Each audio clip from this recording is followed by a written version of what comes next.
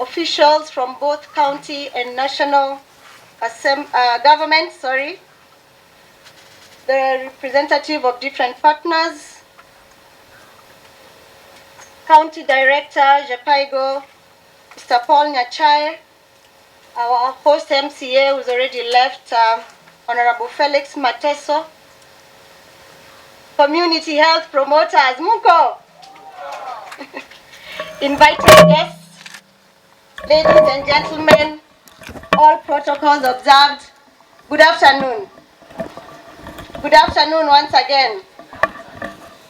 Muyaseo ingi, nakwa ni museo. Before I make my remarks, I want to give the apologies of His Excellency the Governor.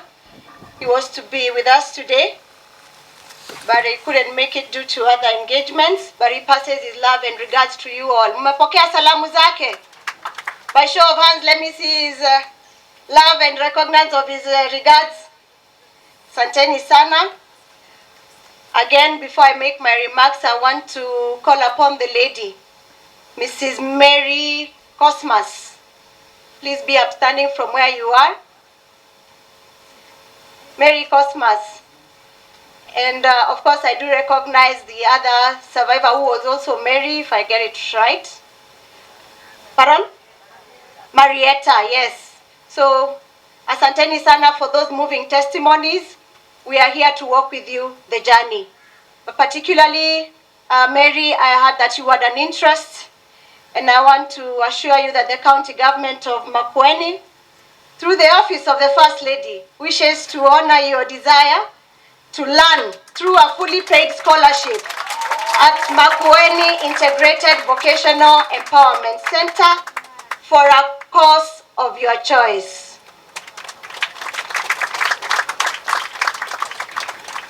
So today, ladies and gentlemen, is a very special day to millions of women worldwide as we celebrate the spirit and bravery demonstrated by women who have endured the indignity of obstetric fistula across the world. We gather here today to remind the many women still out there faced with this preventable and treatable condition that has robbed them of their dignity and potential to come forward and seek medical assistance in our hospitals. The theme for this year's International Day to End Obstetric Fistula is Breaking the Cycle, Preventing Fistula Worldwide. This resonates with our collective resolve to tackle this health condition at its roots and prevent future cases. The theme underscores the urgent need to address the systematic factors that perpetuate obstetric fistula and the intergenerational cycle of poverty and inequality that serves to exacerbate this condition.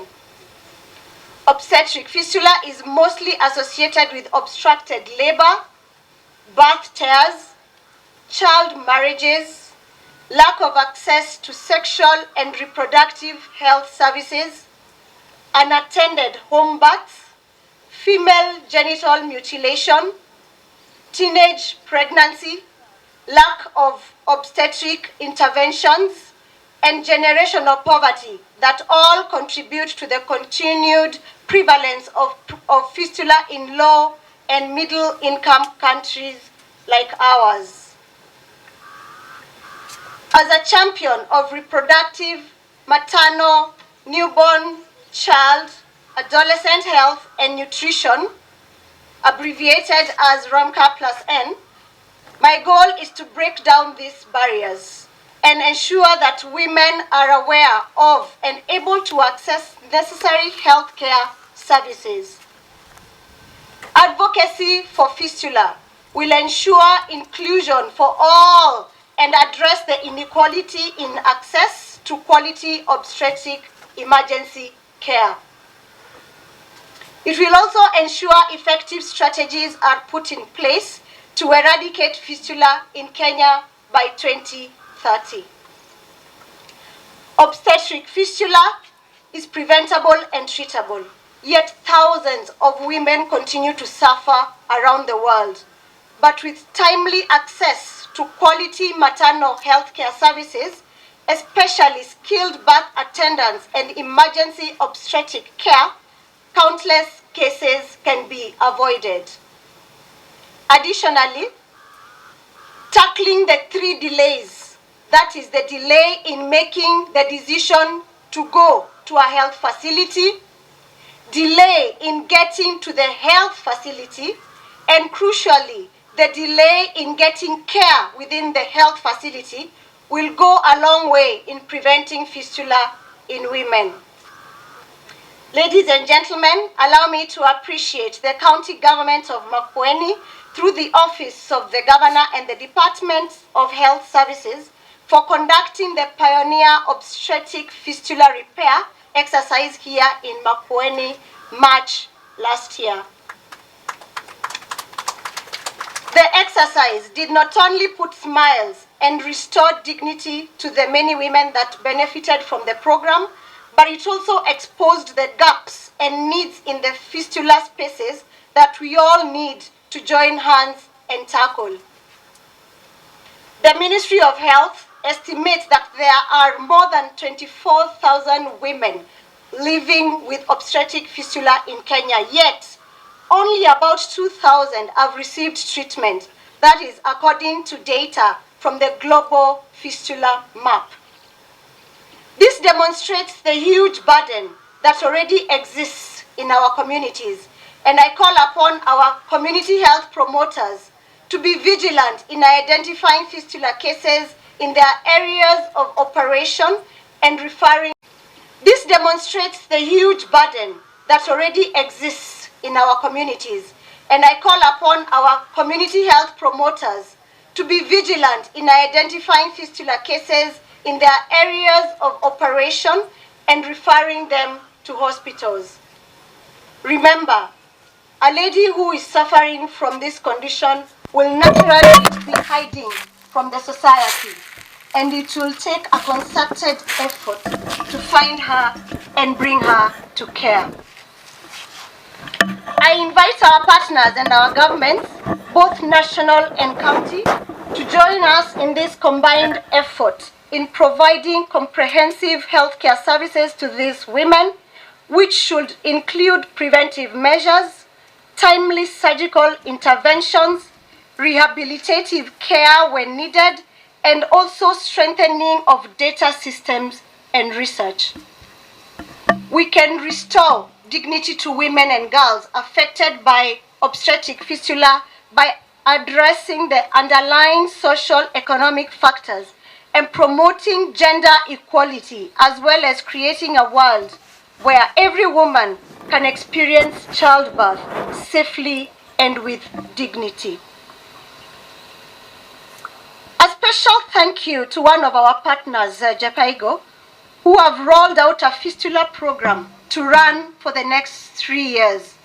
We are grateful to you and to all partners for agreeing to work with us in this journey, and I reiterate my commitment to ensure obstetric fistula is eradicated. One very crucial area that I am calling upon our partners for support and collaboration is in facilitating the reintegration of these women back into the community. There is high stigmatization from family, peers, and the community at large among the fistula victims and survivors.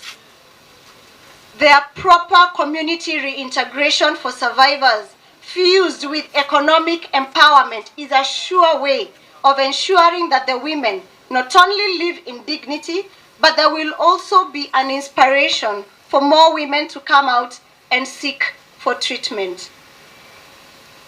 I urge again our community health promoters, including the health extension professionals, to give due attention to our women who have undergone obstetric fistula repairs, including counseling them. This is a process that I'm particularly interested in, and I will be looking forward to visiting some of these women in their homes and help them celebrate their restoration and work together in helping them to rebuild their lives. I once again call upon all partners to help me in actualizing this agenda. Special recognition to the fistula surgeon in Makueni County, Dr. Doris Mbithi in absentia, and the amazing team of surgeons for their relentless efforts and sacrifice in ensuring that we have restored the dignity of women in this county and Kenya at large. This team has been going beyond their call of duty and working round the clock to ensure identified cases are handled with utmost care and professionalism. This week, the dedicated team of surgeons has performed over 40 successful procedures. Let's give a round of applause to these skilled and hardworking medical professionals. That also has given me fresh data that we have a total of 224 screened patients. We have diagnosed for theater 73 patients, and so far 42 have been operated. So we have moved from the 40 to 42. So once again, ladies and gentlemen, distinguished guests, I call upon each one and every one of you to be advocates in the fight to end obstetric fistula in Makueni County, in Kenya, and the globe. Together, we can do more. Asanteni sana, and may God bless you all. Thank you very much.